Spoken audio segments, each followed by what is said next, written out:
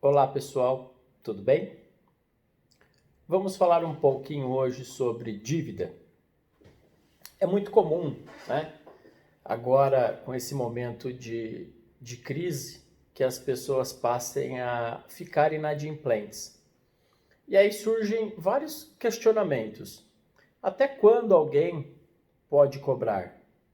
O que é legítimo cobrar? Qual é a prescrição? Qual é o tempo que o meu nome fica negativado no hall de maus pagadores? Como funciona tudo isso? Então, eu vou tentar abordar um pouco essa questão para esclarecer os direitos daqueles que são credores e daqueles que são devedores. Então, vamos lá. O artigo 205, 206 do Código Civil estabelece qual é a prescrição. O que é a prescrição? Quando você se torna inadimplente, você deixa de pagar uma dívida, a sua dívida ela pode deixar de ser exigível pelo Poder Judiciário, pela parte credora, ou seja, o credor ele tem um prazo. Ele tem um prazo para buscar o Poder Judiciário para cobrar a sua dívida. Então, inicialmente, o credor ele pode negativar o devedor, no rol de maus pagadores, lá no Serasa, no CSPC, então ele executa, ele faz um protesto em cartório, ele protesta, nesta forma você fica com o seu nome sujo, né? Você fica com o seu nome incluído no rol de maus pagadores. As pessoas possuem o hábito e acabam confundindo algumas questões nesse sentido. De que forma? Após 5 anos, o meu nome ele será excluído do rol de maus pagadores lá do Serasa e aí eu não devo mais nada? Não é bem assim que funciona, tá?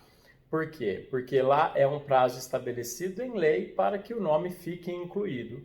A partir daquele momento, não é que a dívida deixa de existir. Mas o Código Civil também estabelece algumas condições, alguns prazos para que o credor possa exigir essa dívida. Como funciona esse prazo? Então vamos lá. O artigo 205 do Código Civil, ele diz que quando a lei não mencionar nada, o prazo de prescrição é de 10 anos. Então os direitos prescrevem em 10 anos, caso não houver fixação de um prazo menor. Está lá, artigo 205. A prescrição ocorre em 10 anos quando a lei não lhe haja fixado um prazo menor. Mas o Código Civil estabelece outras condições com prazos menores. E quais são? Aí me vem lá o artigo 206 e fala que prescreve em 1 ano as questões que envolvem menores, né? Como, por exemplo, hospedeiros e fornecedores também, segurado e segurador, além de peritos e credores. Então, aqui ele menciona que o prazo é de 1 ano.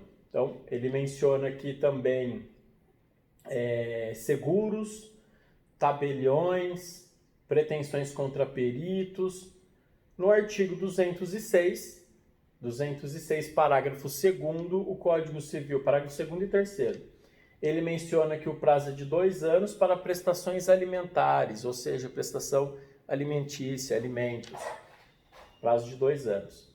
O parágrafo 3º menciona sobre o prazo de 3 anos, pretensões relativas a aluguéis, ou seja, se alguém ficou devendo aluguel, o seu prazo para exigir perante o Poder Judiciário é um prazo de 3 anos. Passados 3 anos, você não tem como mais exigir essa dívida, tá ok?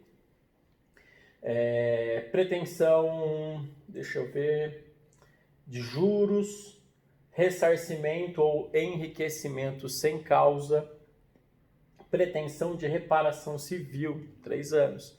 Ou seja, se alguém bateu no seu carro, se alguém acabou quebrando o telhado da sua casa por algum motivo, alguém bateu com um muro lá, com o carro no muro do seu imóvel, você possui 3 anos para requerer a indenização. E a lei também, ela fala sobre o prazo de 5 anos, cobrança de dívidas líquidas constantes em instrumento público e particular. Vejam só que neste caso, a lei menciona 5 anos, então a prescrição ocorre em 5 anos. E nós temos também a questão de dívidas que envolvem cheques, que são dívidas estas que possuem uma lei, né? Nós temos a lei de cheque, ela é muito mais específica. A lei de cheque, ela diz o seguinte, que o cheque, ele é um título de pagamento à vista. O que significa isso? Pagamento à vista eu emito a cártula, essa cártula pode ser depositada no banco a qualquer momento, pagamento à vista.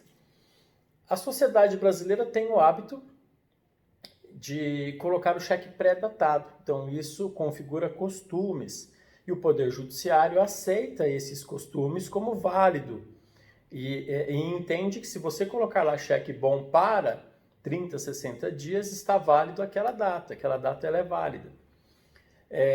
Todavia, se o cheque ele estorna sem fundos, o credor tem o direito de exigir, Rogério, mas o meu cheque foi parar na mão de uma pessoa que eu nem conheço. Essa pessoa que tem a cártula, ela tem o direito de exigir o cheque. Perfeito? Então saibam disso. Então esta cártula, ela tem lá uma data, e a partir desta data nós temos o prazo. Eu tenho um prazo então de 6 meses, da emissão do cheque.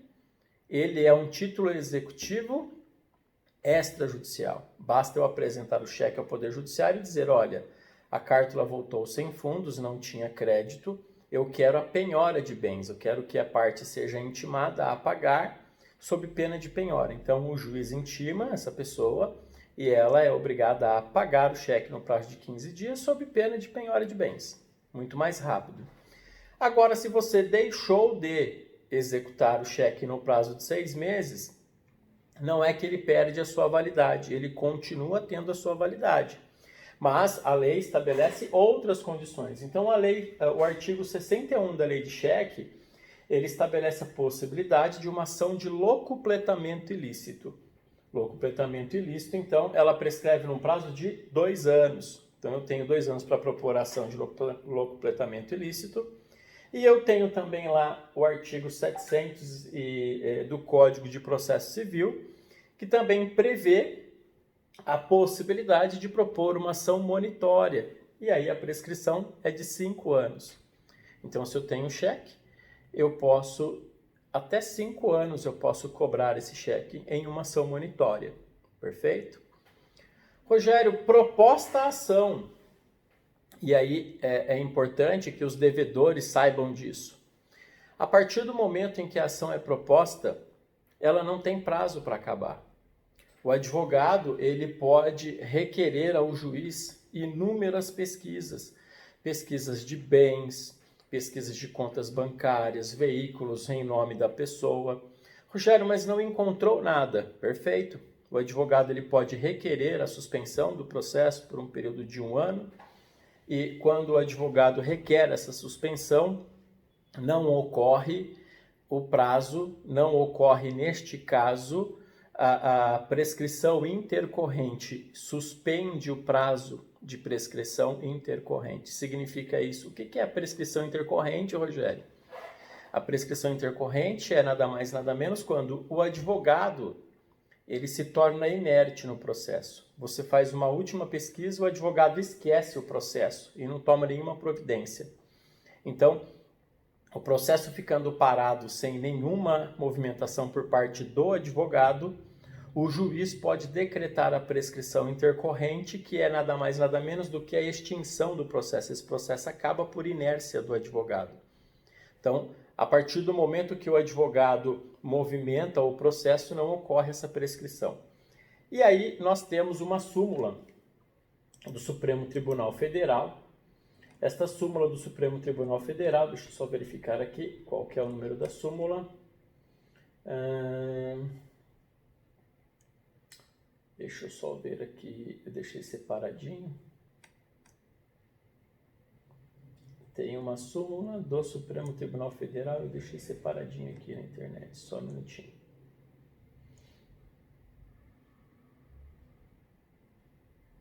É o enunciado 264. Enunciado 264, não, enunciado 150. Enunciado 150 do Supremo Tribunal Federal diz que prescreve a execução no mesmo prazo da prescrição da ação. Ou seja, aqueles artigos que nós temos do Código Civil, se é uma reparação civil, o prazo da prescrição, o prazo de propor ação é 3 anos, o prazo da prescrição intercorrente também é de 3 anos. Então, o advogado precisa ficar inerte durante 3 anos para ocorrer a prescrição intercorrente. Para cada ação, então, para cada tipo de ação, nós temos a decretação de uma prescrição intercorrente. Se é um contrato, então, firmado entre particulares, que a prescrição é de 5 anos, a prescrição intercorrente também será de 5 anos, tá bom? Então, o advogado, ele pode cobrar a sua dívida e permanecer assim durante a vida toda. O advogado, ele pode continuar, ele pede, suspende, ele desarquiva e continua cobrando novamente até que um dia ele venha encontrar algum bem no seu nome para quitar essa dívida. Perfeito? Espero que tenha ajudado essa dica deste vídeo. Um grande abraço a todos e até a próxima.